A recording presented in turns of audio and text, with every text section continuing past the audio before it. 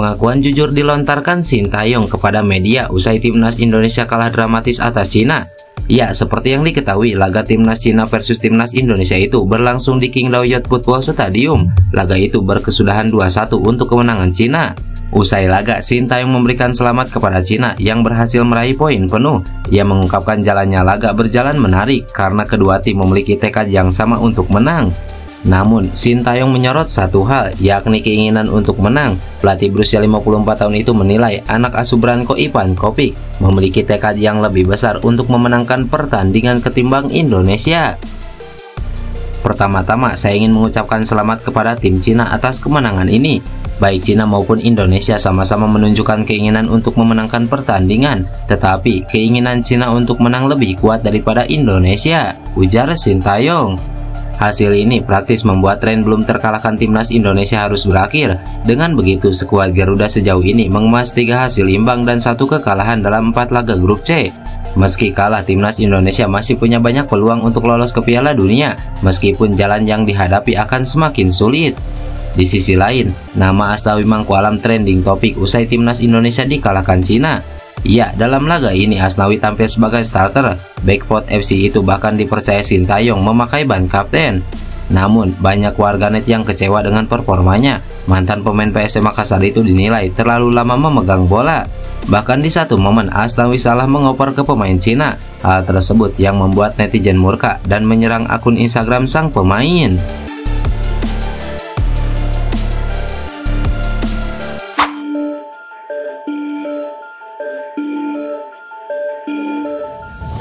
Seorang influencer asal Bahrain melecehkan lagu kebangsaan Indonesia Raya melalui postingan di akun Instagramnya. Dalam video tersebut, dia mengejek netizen Indonesia atas kekalahan timnas Indonesia atas Cina sambil memutar lagu kebangsaan Indonesia Raya secara tidak hormat.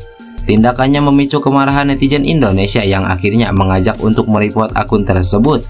Seperti yang diketahui, hubungan Indonesia dan Bahrain memang sedang memanas setelah kedua tim nasional sepak bola mereka bertemu. Perseteruan muncul akibat keputusan kontroversial yang dibuat pengadil pertandingan Ahmed Alkaf. Wasit Ahmed Alkaf yang memimpin pertandingan menjadi sorotan pencinta sepak bola tanah air. Penyebabnya, wasit asal Oman tidak mengakhiri pertandingan sesuai waktu yang ditentukan sebelumnya. Bagi kalian yang masih menghujat Asnawi Mangkualam, mending di stop dulu. Jari kalian lebih dibutuhkan untuk membela negara. Kalian bisa kunjungi akun Instagram sang influencer Bahrain tersebut. Mimin akan sediakan linknya melalui pin di kolom komentar.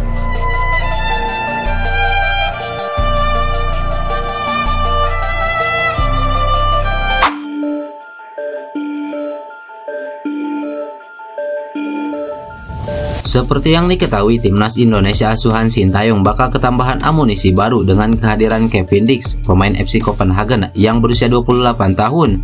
Iya, Kevin Dix menjadi calon pemain naturalisasi timnas Indonesia yang sudah bertemu dengan Ketua Umum PSSI Erick Thohir. Sebagaimana dikutip dari Instagram Erick Thohir, Ketua Umum PSSI Erick Thohir memamerkan foto sedang bersalaman dengan Kevin Dix. Kevin Dix adalah bek kanan berumur 28 tahun yang memiliki darah Indonesia Belanda. Kevin Dix merupakan pemain keturunan Ambon yang lahir dan besar di Belanda. Kevin Dix juga tercatat pernah membela timnas Belanda junior di berbagai kategori usia. Namun sayang, belum pernah mendapatkan kesempatan dipanggil oleh Ronald Koeman di timnas Belanda senior. Untuk diketahui, sebelumnya timnas Indonesia sudah diperkuat pemain grade A seperti J.I. Jess, Messi Ilgers, Tom Haye, dan Kelvin Verdong. Mereka bahkan sudah bermain untuk timnas Indonesia di putaran ketiga kualifikasi Piala Dunia. Ketua Umum PSSI Erick Thohir mengungkapkan isi diskusinya dengan Kevin Dix. Salah satunya, sang bek keturunan Belanda itu menyoroti kualitas bek tengah timnas Indonesia yakni Rizky Ridho. Kevin Dix sangat memuji Rizky Ridho. Dia sangat memuji Ridho. Bahkan dia bilang, saya nanti kalau sudah gabung timnas Indonesia, saya ingin berbicara dengan Rizky Ridho dari hati ke hati. Kualitas Rizky Ridho, dia bilang, bisa bermain di luar negeri, ujar Erick Thohir. Bagi Kevin Dix, Rizky Ridho memiliki kemampuan yang sangat baik untuk bermain di Eropa. Bahkan dirinya sudah tidak sabar untuk berbincang dengan bek Persija Jakarta itu.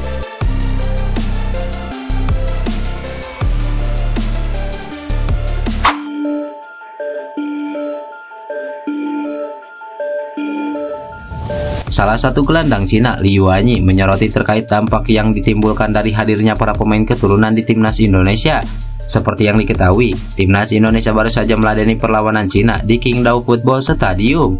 Laga itu sendiri berlangsung panas dan menarik. Tim berjuluk Tim Dragon saat ini memang sangat berambisi untuk bisa menghapus catatan minor.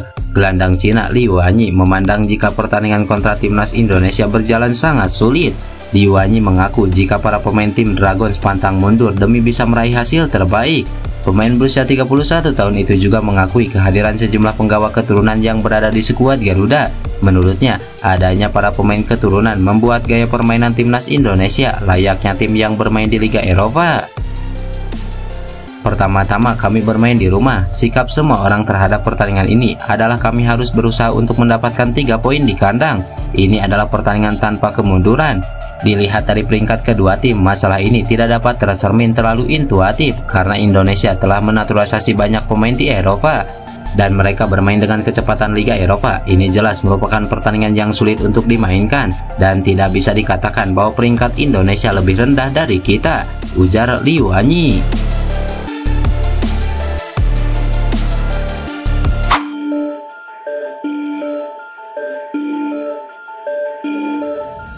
Penampilan perdana Mesilges bersama timnas Indonesia dalam pertandingan melawan Bahrain telah membawa dampak besar terhadap nilai atau harga pasarnya di kancah sepak bola internasional.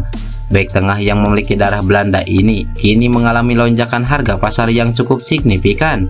Nilai pasarnya naik drastis dari 121 miliar menjadi 173 miliar. Hal ini menjadikan Hilgers sebagai salah satu bek tengah dengan nilai pasar tertinggi di Asia. Kenaikan nilai pasar tersebut menjadikan Mesilges sebagai bek tengah termahal nomor 5 di Asia.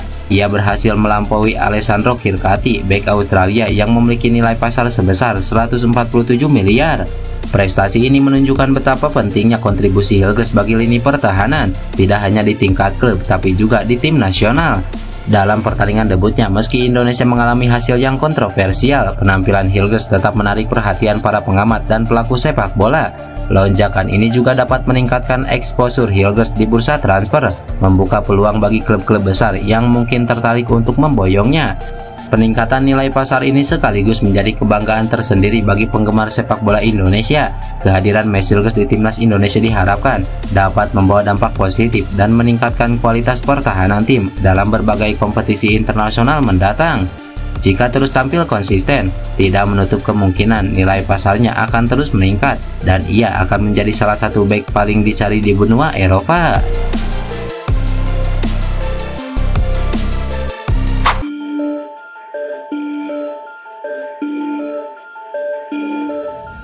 Kabar terkini proses naturalisasi oleh Romeni yang akan menjadi pemain timnas Indonesia kembali beredar di media sosial.